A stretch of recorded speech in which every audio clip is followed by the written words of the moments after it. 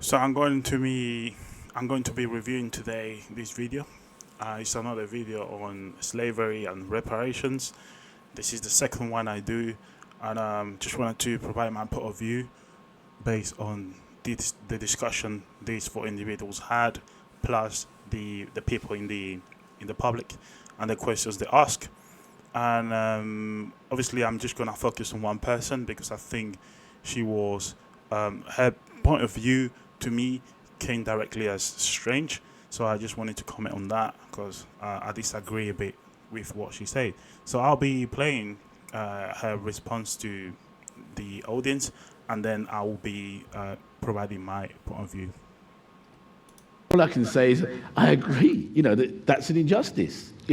And then to the second part of the question, which, Catherine, it was based on some of the points that you made. How do black people, the descendants of African slaves, catch up with the advantages that have been given to every other racial group? Okay, so it's important to just say as well, of course there have been advantages. Of course, when you say why weren't blacks given anything, well, because that's the history. I mean, nobody's saying that was right?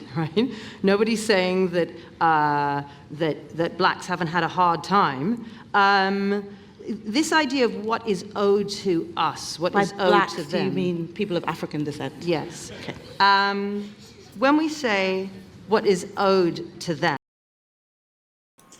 I mean, that's something really important. What the presenter did clarify with her, because she openly says black, but then you're gonna get her explaining or kind of deconstructing the reason why we identify each other as black or white, why we have social identities and all that.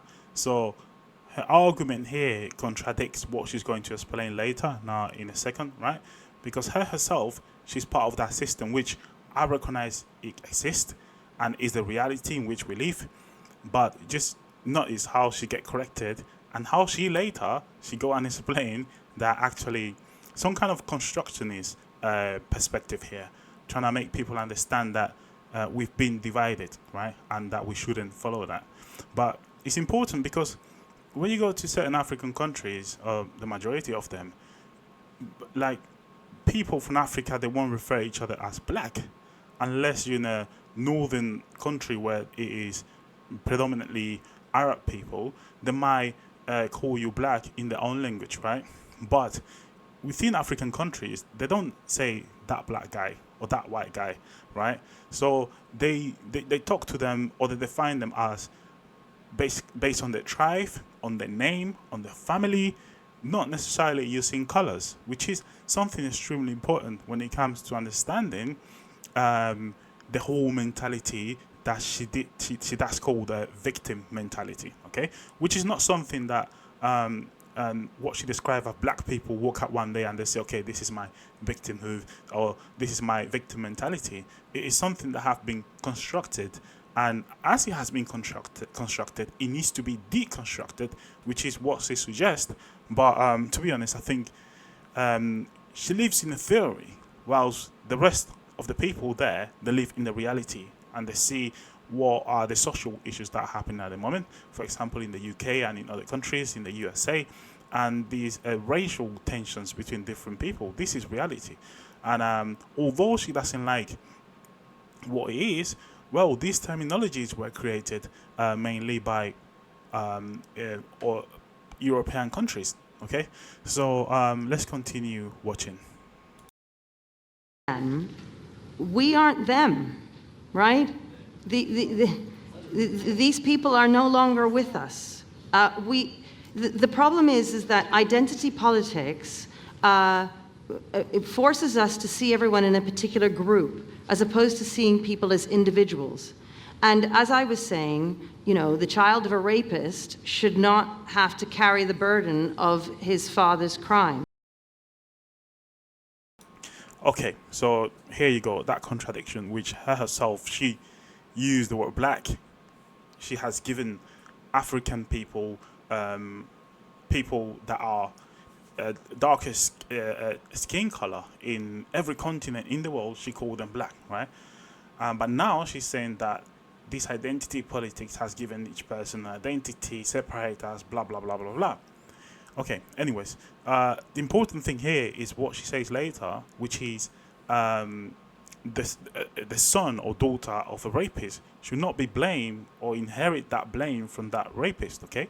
Which makes complete sense, okay? That makes sense. Obviously, there were many rapes during this period of transatlantic slave trade, okay? And just to be clear, for people that might come in the comments and say there was slavery everywhere in the world, everyone was a slave at some point, everyone should get reparations. Yeah, fair enough. This is African people talking about their own problems. So I don't understand why always in every commentary you get European people, people from the West that wants to get involved in this argue on this conversation and trying to educate or tell people from Africa or African descent what they should be doing, what they should be saying. The fact that they're saying it is because they're feeling it. Therefore, you cannot force a whole population to think differently. Okay, what you should do is to try to understand the reason why they feel that way, why they think that way. Okay, so let's go into this example she's providing about the rapist and the son and whatever. So she's obviously referring to the, let's call it crimes, because they were crimes by today's standards, right? Those were crimes committed by European powers, not even by today's standards. Even in these European countries where all these, what they call colonizers or slavers came from, what they implemented in these countries that they invaded, that was illegal in their own country, but they went to a foreign country and they did it to these people. Not only that, they categorized these people as lesser than human. They were not human beings. They were animals. You could basically hunt them. You could sell them. You could use them as your property, and then they didn't have any kind of rights whatsoever. So what they did, they didn't allow in the country because the laws didn't permit it. Christian laws or whatever laws they had in the countries. When they went to the continent of Africa, they implemented it. And to justify it, they did say, or they went completely against Christianity, okay? They went completely against the laws, and they say these individuals that we found there, they're not actually human beings, they're animals, therefore we can use them as cattle and then get them to cultivate the plantations. And not only that, you can use them as cattle and cultivate all you want, but what happened after that is, in order to keep control over these people, you need to control them psychologically. So they use force, they use abuse, they use violence to control these individuals. And rape was a normal practice, okay? Raping the slaves and things like that, that was a normal practice, right? So all this treatment, okay, did create a really bad impression on black people today. Obviously, you treated the ancestors a certain way. Why should they forget about the treatment you gave to the ancestors? This is like saying to the Jewish people today in Israel, you should forget about what happened in 1940, 1945, because obviously the people that did that to you, most of them are already dead. Therefore, you shouldn't be asking for reparations from Germany, or you shouldn't be remembering us every year what happened during the Second World War to you people. And many people will say, okay, what happened to Africa during the transatlantic slave trade and also during colonialism? It happened a while ago. Let me tell you that many African countries got their independence in the 1990s, okay? This is after the Second World War. So before that, many of them, they continue to be colonies. That means that they were controlled by a foreign power, which was far away from there, okay? And the people living in that country, which were the native people in that country, they were treated as second-class citizens, okay? So this is something important to consider when we hear this argument about, why they keep complaining, why they see themselves as victims. It's not victimizing yourself. It's remembering what they did to your ancestors, right? And then making sure that what they did, one, they don't repeat it again, or at least you're aware of what they did to your ancestors. So when they come to do it to you, you're already ready to react against that kind of oppression. Because there's nothing there to say that this is not going to happen again. I mean, history repeats itself continuously. We've seen populations that they have been abused by certain countries. We have the case in Israel and Palestine at this moment, for example, where the Palestinians have been bombed. And they've been bombed and driven out of the lands for many, many years. How are you going to ask these people to forget what the Israelis did in 1945, 1946, and all these years, all the way to 2024? It's impossible, right? So using the example she gave, I would say, how can you ask the person that was raped to forget the crimes from the rapist? Even if the rapist is dead, why should that person forget what that person did to him?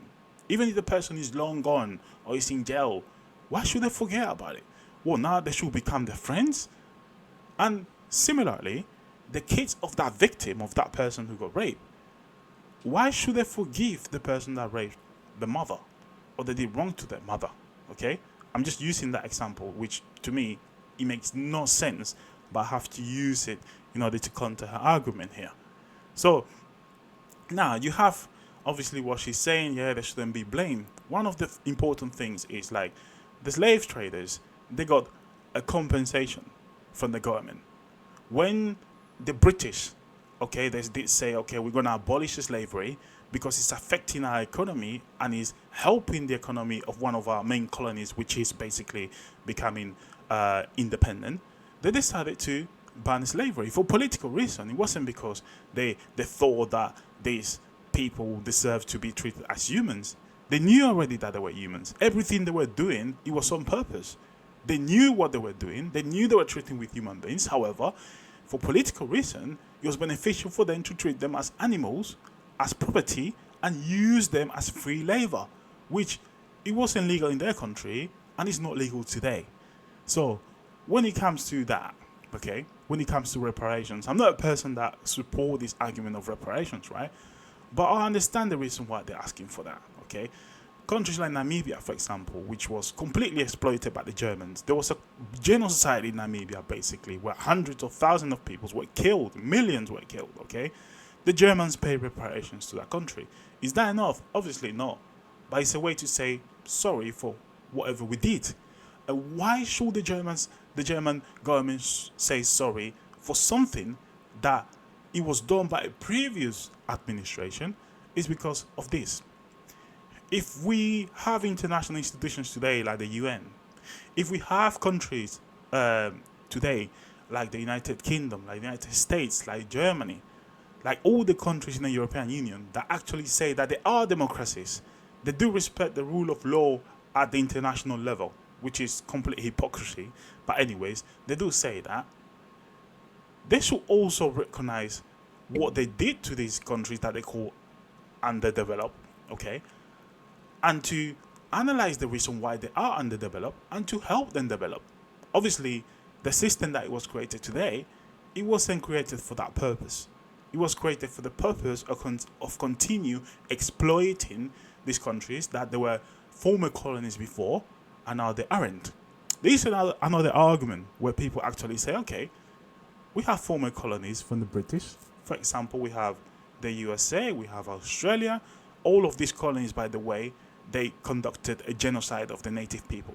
We're talking about millions of people killed in the USA, millions of people killed in Australia. And they're saying, these former colonies, they were successful after all. Why African colonies, they did not become successful?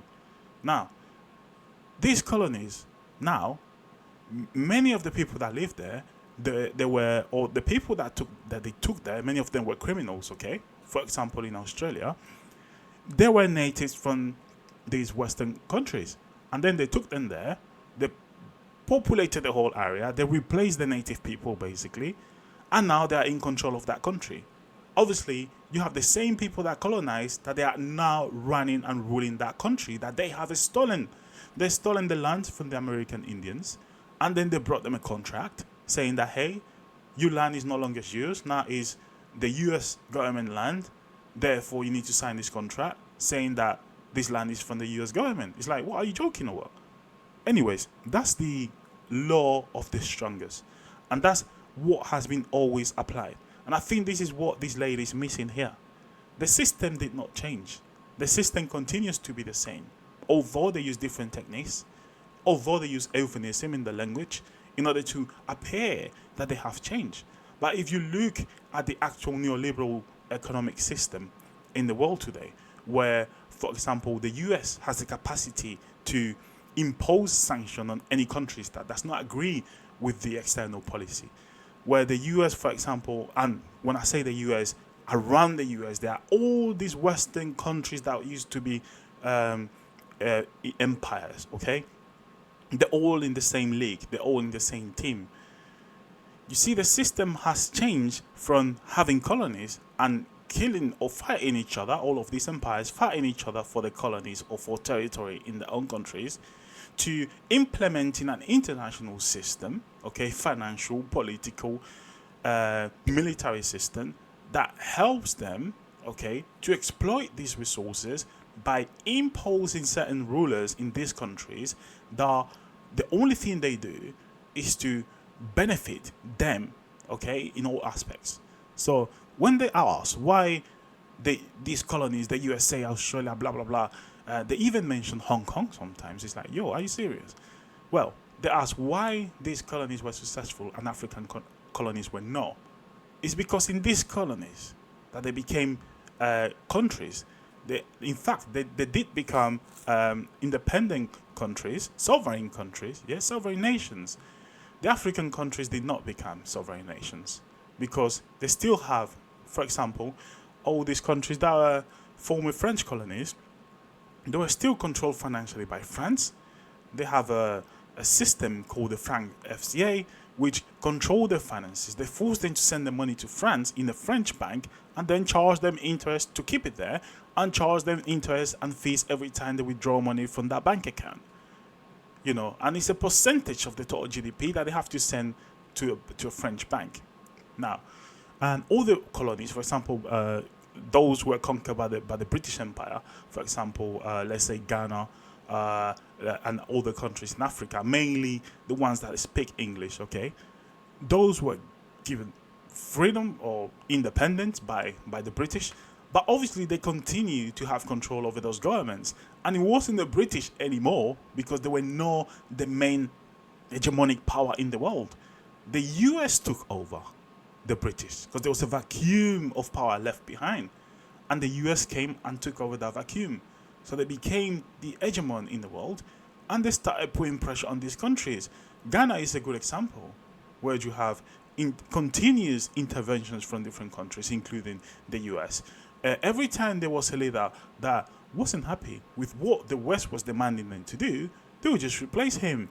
In South America, it's exactly the same story. Any leader that the West didn't like, let's go back to the 60s, where coup d'etats were something normal, okay? They will remove him. So these people cannot just forget about centuries of mistreatment, centuries of exploitation to date. This is still happening today, yeah? And say, okay, why these former colonies are not successful today? Well, because they continue to be exploited by different systems, which is much more effective than colonialism, than imperialism, okay? And not only that, is that it seems like certain countries, based on what they describe as race, white, black, whatever colors they invented, they receive a better treatment than those that are black or darker complexities countries, okay? So, they invaded racism. They did say, okay, we're going to use colors to segregate these people. There was some point in South Africa where Chinese people were black, okay? Which made no sense in our mind, but it made sense in theirs. If you're not white, you are black. Black is not actually the tone of your skin. It was actually a social status that they will give to you, okay? And if you're black, you have no rights to certain things. You have to walk on the other side of the street in the USA, for example. You have to drink in a different tap, etc. Okay? And there were many struggles in the West, not only black people, there were also women. that they were not allowed to run the marathon, for example. Like, what was that? Who does that? Okay, well, they did it in Western countries. Western females, they were very restricted on what they could do. Okay, and many of them were at home all day. They couldn't even work. Now they fought in order to obtain more freedom in that sense. And we see how Western women today, they are more free in the society in which we live. But that doesn't mean that there's still men out there that they still treat them as inferior, or they still think that they are inferior. Okay, does that mean that we should ask all Western women that they should forget about the struggle from the past and stop playing the victim, which I don't think is victimizing, okay, and then just accept it as it is? And every time there's some kind of sexism, just forget about it, right? They used to be oppressed by people that they're already dead. Now they're not oppressed anymore, right? Which is a fallacy. We continue having mistreatment of women in all of the countries in the world, by the way. And in many, they're still treated as inferior, okay? Now, let's continue listening to this lady.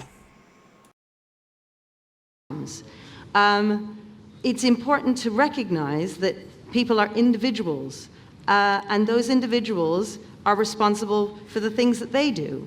But how does one account for other groups who are perceived as groups being given? Okay, there's an important thing she did say here.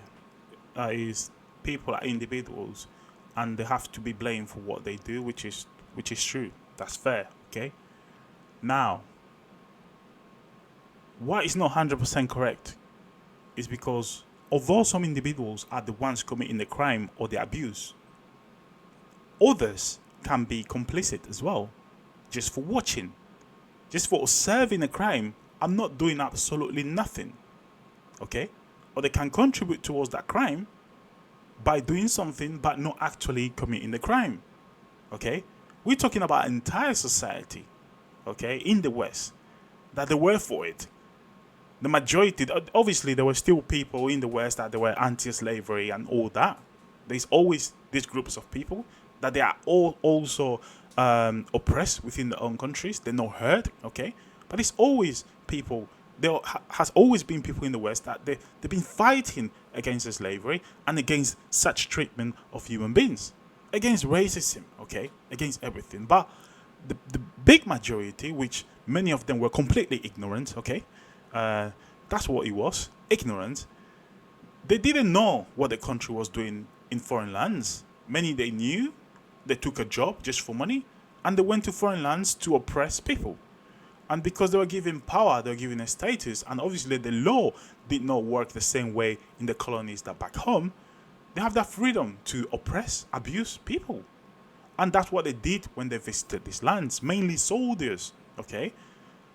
That's exactly what they did. When you give an individual power, when you protect them against certain crimes that happens outside of your jurisdiction, these individuals take advantage and they abuse and they forget about everything, basically, about the laws back in the countries, everything that they know about, okay?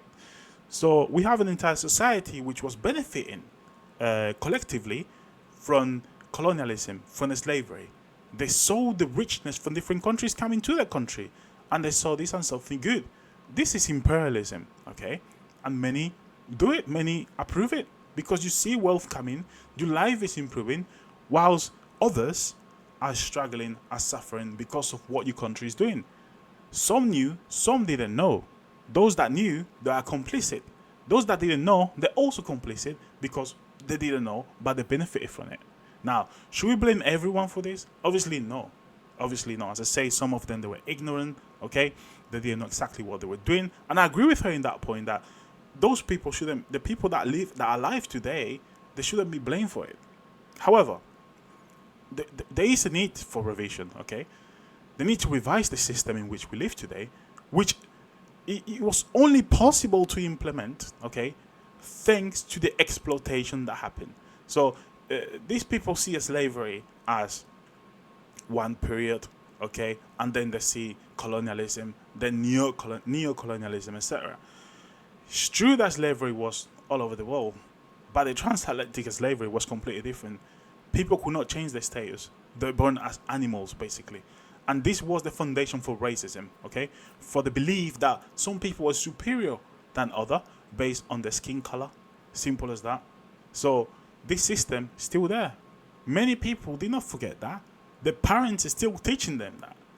Not only that, the system, the neoliberal system in which we live today, which I live into as well, but at least I analyze it and I recognize that everything that I've got here is thanks to that system. But I also criticize the system when there is exploitation, because the system can work in the same way for everybody. The system can benefit everybody. But those countries that control the system, those big corporations, etc., that control the system, for some reason, they don't want this to be an equal share for everybody. Okay? So that's the problem. So this system was created thanks to everything that happened in the past. So obviously you cannot blame the people in the present for what the ancestors did. However, they continue that lineage. They know that the system was created this way, and it continues to split in this way. And these people continue to favor this system, not only by not criticizing it, because getting out of it is almost impossible. You need to survive somehow, isn't it? So getting out of it is almost impossible. But at least recognizing that there is people that are still suffering under this system and trying to find solutions for it is one way to basically stop the exploitation, and at least to recompensate or to give reparations to the people that suffer under slavery. Okay? By what I mean by that, I mean, if you go to certain African countries, they're still calling them the third world, okay? Even in the language we use, okay? It's just wrong. It represents colonialism, okay? Third world countries, okay? Or countries, developing countries, right? So why are they developing? If they have all the richness that the developed countries need to create whatever goods they need to create, okay? And basically provide it to their own population, which includes me and which includes other people that they are descendants of those that lived throughout the periods of colonialism, for example, and neo-colonialism, okay? So everyone benefits from the system, but those that control the system want it to continue to be this way because the ones that benefit the most are the ones on the top, okay? They're the ones on the top, which many of them made the money, the fortunes through slavery, okay? And it hasn't been any criminal investigation into this, you know. So if today you get a mafia boss, which or his son, the son of a mafia boss, who got his money illicitly, like using illegal means to get his money, that money is going to be confiscated. However, when it comes to slavery, for example, that money was never confiscated. In fact, the slave masters, they were given money for losing their slaves when the British abolished slavery. The same exact thing happened in the USA. So that's what I'm talking about. It's difficult to achieve this, obviously. That's why I'm saying it has to be a revision of the system and trying to change the system so everyone is treated fairly, every country. And also, one thing that you need to keep in mind, remember I told you before that during the times of transatlantic slavery, okay, they have to control these people psychologically, and then politically, etc. This continues to be the case today. This hasn't changed. The techniques still the same, in a different way, but they're still the same. Okay, as I told you before, in the 60s they were coup d'etat. Today they finance revolutions in these so-called third world countries, okay, in order to remove leaders that they don't want anymore.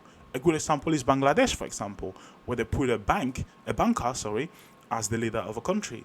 And many African countries, the same thing happened. You either finance a popular revolution, or you either finance some rebels in a country, okay, that they take over the government. That happened in the Congo. So this has been happening continuously. The invisible hand, which is the hand of the West and big corporations that have been years after years controlling the fate of these African countries, okay?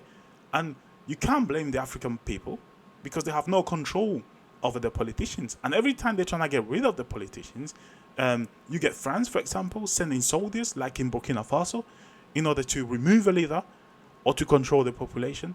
You know, as I say, neo-colonialism is the continuation of colonialism.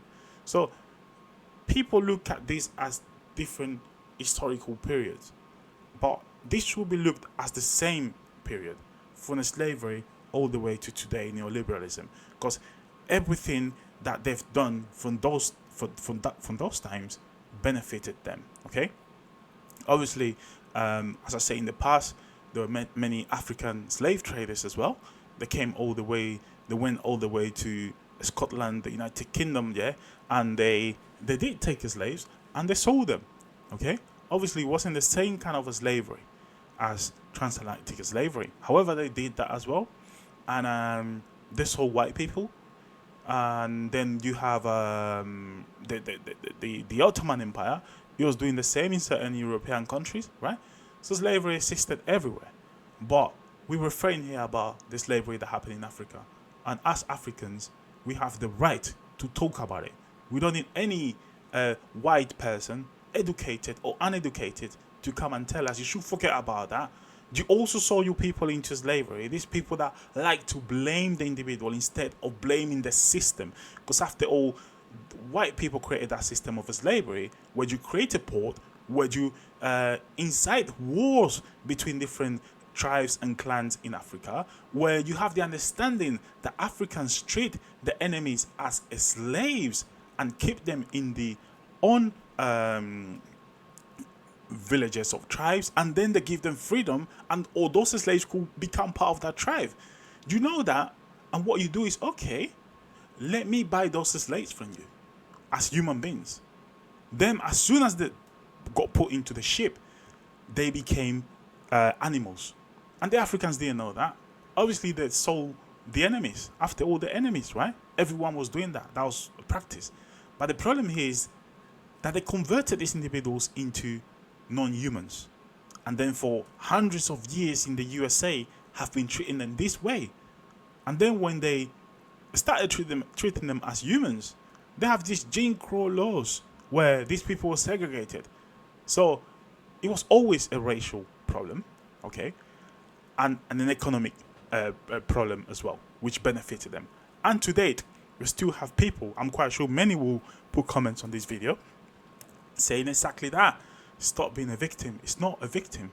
It's been aware of what happened and not allowing it to happen, or at least be ready for when it happens again. Because there's nothing that guarantees that it's not going to happen again. And African people shouldn't allow any other people, like Europeans, for example, to come and tell them that they should forget about their past. This is what they've done continuously. Trying to force African people to forget about the past, forget about the languages, forget about the history, forget about the religions, and implement theirs so they can control them psychologically. And this is a mind game that has been going on for ages, for a very long time, and they continue doing it. Okay? All right, let's finish listening to this lady. Certain Well, advantages. can I just So answer it was that? unfair. I mean, there's no question, right? And It how was do we unfair. redress that now? And how do people of African descent catch up with those advantages? Would anyone on the Well, in other terms of side like to catching up, jump in? I mean, I'm one for talking about education. You know, I'm a headmistress. I believe very much in the power of education. I believe that if we were able to give all of our children an excellent education, that individuals born into poverty can change their stars. There are currently in the world 20 million slaves. It is bizarre that we are talking about slavery from hundreds of years ago, when right now in this world, there are 20 million slaves from North Korea to India. Okay, I don't know what she's referring to when she says 20 million slaves. I don't even know where she's getting that figure from. But yeah, she's just referring to countries that are not countries that are aligned with Western countries. Obviously, she's not gonna say there are slaves in Western countries. She's saying North Korea. You know, I'm sure she's gonna mention some African countries as well. All right. So yeah, her argument is really strange, to be honest with you. And the guy sitting next to her has It's not the same argument, but he's saying like you can be black and you can be successful. Just like what she said just now. For her, it's an economic matter. For many, it's not even economic. For many, it's just a human thing. Like, we don't want you to treat us this way. We don't agree with what you did in the past. We're not gonna forget about it. We're gonna put in your face every single year, just like they do with the Holocaust, for example. And also with the Second World War, with the First World War, with all the wars that happened in Europe, for example. They remember those wars. It's part of the history. It's in their books, you know. And there are many groups in Europe that is still reclaiming certain territory, like some people in Germany from the French, you know, they're still having their disputes. So it's only asking black people to forget, sorry, African people to forget, people of African descent to forget what she refers to as black people.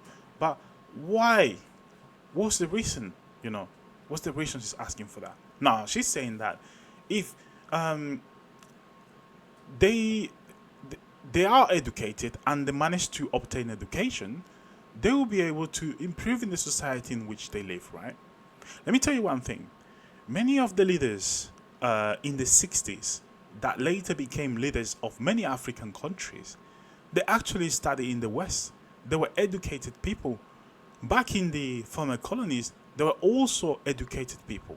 And those were the ones that conducted the rebellions in these countries in order to kick the colonial powers out of these countries and to replace them with a regime that it was like by the people, voted by the people. And I give you an example. In Congo, for example, you have Patrice Lumumba, an individual that was selected. And then what the British intelligence, together with the US and the French, basically all the former empires in the world, all the intelligence came together and decided to murder him. And this is not a fact. I'm not even making it up. In the past, you could say, okay, Congolese people keep lying about Patrice Lumumba's death, and they keep blaming the West for it. But now there's evidence. There's a documentary that shows the officer, the French officer, that actually conducted that horrendous crime, okay? And he kept a teeth of Patrice Lumumba in his pocket, right? This is sick. But this is the kind of politics that they have been implemented in African countries. This individual was there for the good of the country, to improve his country. And yes, they removed the Belgians out of that country because they did not belong there, okay? But then they got one of his comrades, one of his friends that conducted the revolution together with him. They paid him money, they bought him, and then he betrayed him and he was killed by Western intelligence officers in the most disgusting way you can think of. Chopped into pieces, put into a barrel full of acid, and then he was just dissolved, right? So the person that replaced him, Mr. Mobutu, he was a dictator with capital letters. He was a dictator, and he was supported by the USA and by all the Western countries. Just like you had in Chile, Pinochet, he was a dictator. He was supported by Margaret Thatcher and by Ronald Reagan in the USA. And in many other places, you have dictators that were supported by the West. So, as I said before, that system of colonialism, that system of slavery, it benefited the West, and they did create something much more effective, which is known today as neoliberalism, okay? And to have control over that system, you have to exercise power over your subjects, which in this case were what we call the former colonies. You coerce them, you control them with economic means, political means, military means, imposing sanctions, conducting internal wars, supporting different organizations that all they want is to destabilize these countries or to take control over these countries by violent means.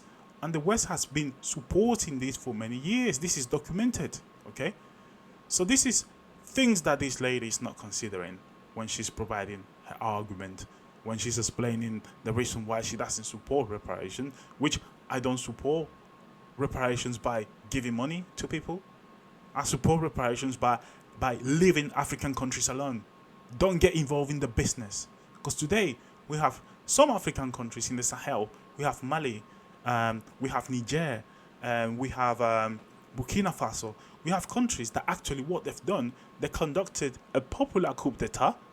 They kicked the French out of the country, which they continue all the way to 2023. Okay, they kicked them out of the country, and now the government is ruled by an individual from the army, but which is loved by the people.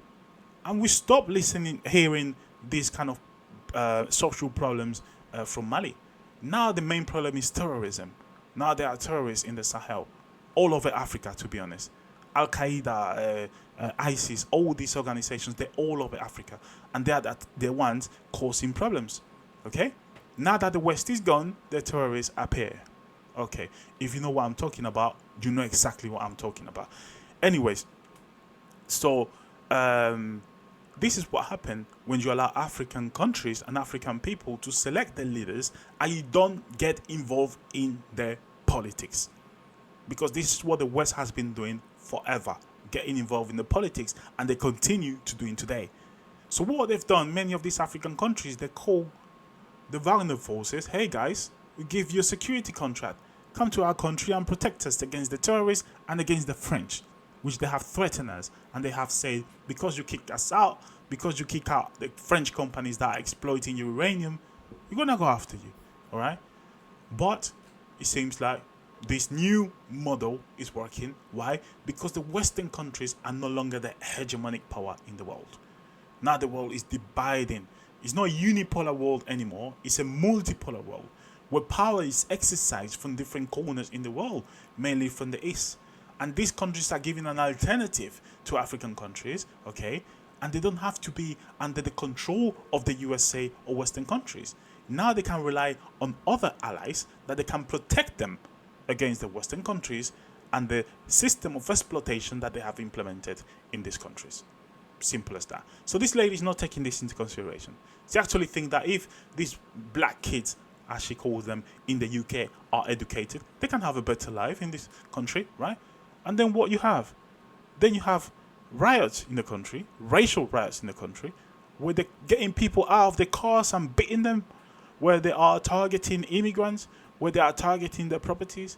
These people move into these countries in Europe because the countries are in war, because they have been in war by war orchestrated, financed, and basically implemented by Western powers. The countries have been destroyed, not only through slavery, not only through colonialism, not only through neo-colonialism, but also through wars, modern wars that have devastated these countries, like Somalia, for example. And these people are like, what the hell should we go?